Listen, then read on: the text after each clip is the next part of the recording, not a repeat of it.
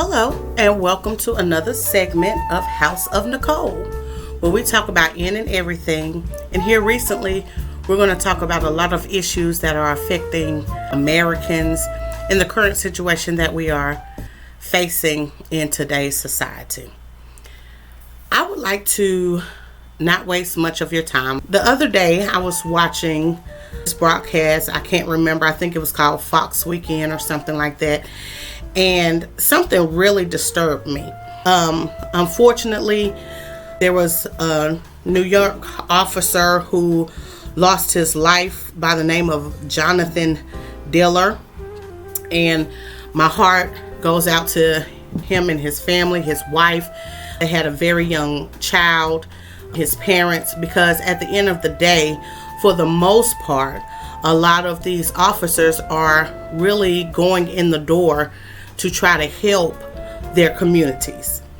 They go in the door wanting to make a difference in society.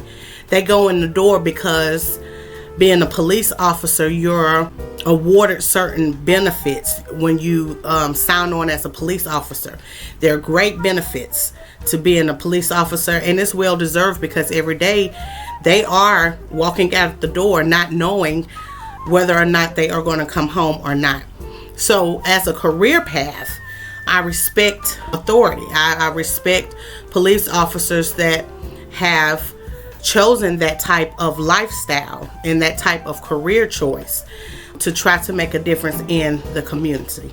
However, when we think about in general the policies and the purpose of the police department, we have to also look at the history and why the police officers or the police was even created. And I have pieced together just certain videos that I wish to share with you. But there was a commentator on, I believe, like I said, the show is called Fox Weekend. There was a commentator on there, and they were talking about a totally separate issue. They were actually talking about the governor of New York, who came to the wake or came to the funeral, and she really wasn't wanted there, according to the report. So that was the topic of the news broadcast. But here comes, and I'm going to use it, here comes a Karen, and she talks about how there was studies done that Black Americans have not been arrested at an alarming rate for no reason. That, we are criminals. Basically, that's what she was saying. I'm going to let you listen to it. But basically that we are criminals and that we deserve type of sentence that we get when we commit crimes. Now, like I said, I believe in calling an ace and a spade, and I'm getting ready to call this out. Now, I am not going to excuse the behaviors of Black Americans. If you did something wrong, if you're big enough to do the crime, be big enough to do the time. But we all know that the media circulates, magnify Black crime.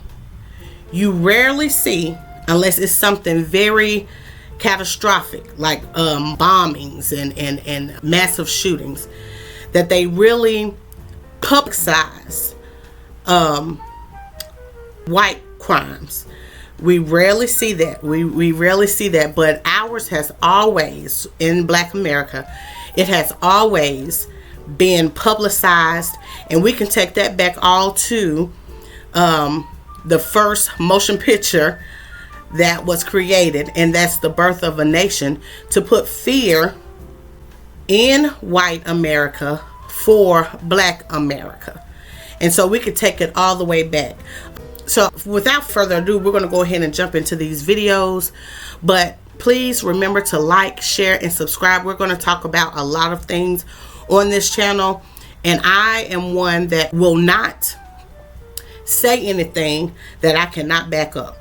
I may have an opinion here and there, but you best believe that if I'm going to say anything, I am definitely going to back it up with facts.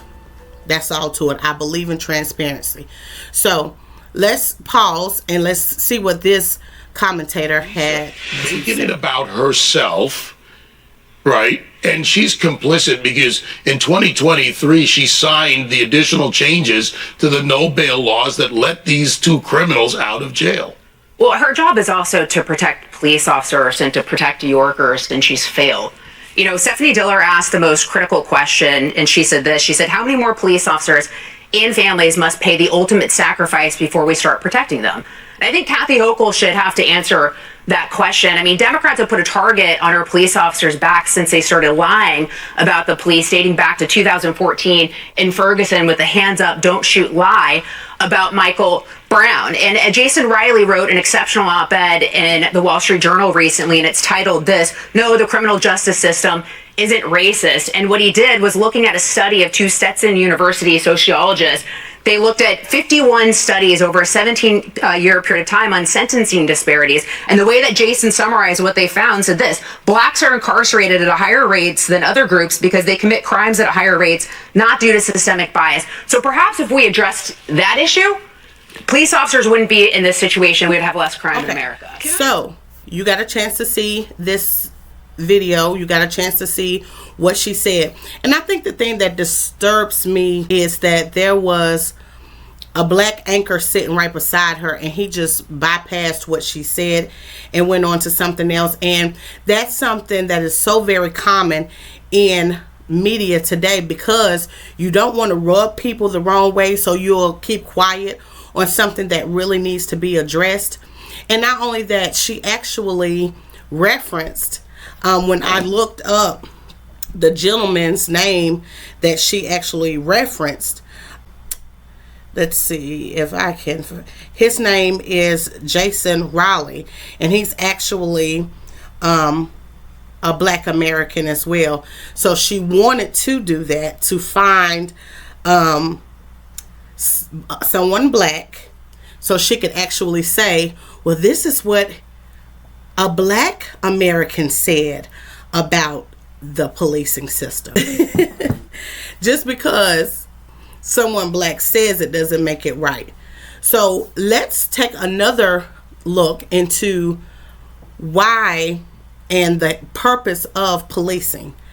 Like I said, police are needed in today's society with everything that's going on. But the purpose of the police departments that we currently have, it was built on a particular history. And based on that history, that job of the police officers back then and even today, the key role was to keep an eye on slaves. And not only keep an eye on slaves, but once slavery ended, it was a way to still police and capture. So the whole era of the police department, the start of it, has that same mentality has carried on until today. And so that same mindset, that same foundation of policing still exists. It's still there. And so I do respect authority. I believe everyone should respect authority. Now, today, they have body cams, which I am grateful for, because now we get to actually see what's going on. We have our phones. We have technology where we can capture if we're at a stop, or if we see that some type of injustice is going on. We have certain devices now that we can actually pick up on these things. But let's not forget for 1 second the true purpose of police officers. Not saying that in today's society there are not good police officers. I'm not saying that at all. Police officers are needed. However, we need to rebuild the concept of why we need police officers, and just to make it fair among other people. So let's check out this video and then we'll sum it up. All right, we've been seeing images of police officers from all over the country for 9 days now responding to these demonstrations and these protests nationwide. But did you know there was a time when we as a country, America, did not have an organized police force anywhere in the entire country? So let's go beyond the headline this morning and take a look at the history of the police force in America. The law enforcement system we have today wasn't shaped until the mid-1950s. Back in colonial times, there were no police officers. Communities would simply hire someone to act as night watch. It wasn't very effective. Most of the time, the watchman would sleep through his shift or get drunk. The first time we saw an organized law enforcement system was just before the Civil War. Cities set up what they called a slave patrol, a group to prevent slave revolts and hunt down runaway slaves. After the war, these groups switched more to enforcing segregation. And as time went on, police forces focused mostly on protecting businesses in big cities from union organizers and crime rings. The problem? Police forces were controlled by local politicians. In 1929, President Hoover created the Wickersham Commission to look at how effective law enforcement was nationwide. The results of that commission led to the creation of independent police precincts that were separate from political parties and are more similar to what we have today. All right, over the last year, CBS News has surveyed more than 150 police departments across the country. At least 69% of departments that were surveyed said they do have racial bias training, including the Minneapolis Police Department. They said they've been teaching bias training since 2015 and de-escalation training since before 2005. For this officer and his family, officer, I think it was Diller, my heart and my prayers go out to him and his family, and my heart and prayers go out to anyone who is in public service, who sincerely trying to make a difference in the world, in their communities. I applaud you. I also just want to thank you for your service. But again, the whole system, when it comes down to policing, needs to be revisited and needs to be reformed, because the history and the foundation of policing stemmed from a place of racism. Please like, share, subscribe if you like this content. And again, I will see you on the next video. God bless.